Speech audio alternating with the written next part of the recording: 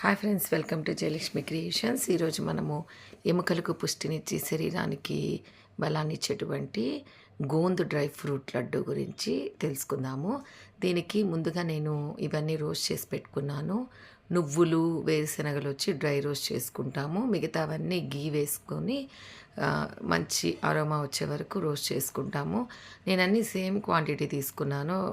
1 cup బాదం పప్పు, జీడిపప్పు, తర్వాత పుచ్చగింజలు, గుమ్మడి గింజలు, కర్బూజా గింజలు, వాల్నట్ వచ్చి ఒక 1/2 కప్ తీసుకున్నాను.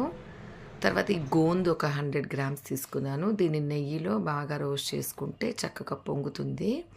తర్వాత వీటి మొత్తం క్వాంటిటీకి ఖర్జూరము, సీడ్లెస్ ఖర్జూరం అయితే కొంచెం గట్టిగా ఉంటుందని నేను సీడ్ ఖర్జూరం తీసుకొని దానిలోంచి సీడ్స్ తీసేసి ఇలా ముక్కలు కట్ చేసుకొని మిక్సీలో వేసుకొని పేస్ట్లా చేసుకున్నాను.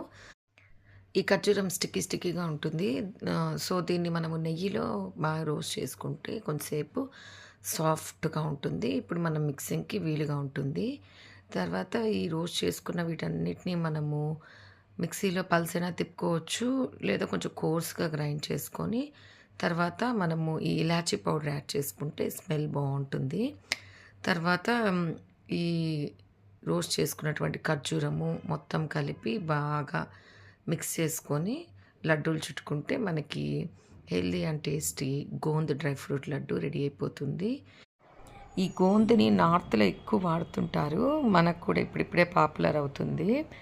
ఇది డెలివరీ తర్వాత లేడీస్కి ఎముకల పుష్టి కోసము, తర్వాత చిన్నపిల్లలకి, పెద్దవాళ్ళకి బలం కోసం వీటిని ఎక్కువ తింటూ ఉంటారు.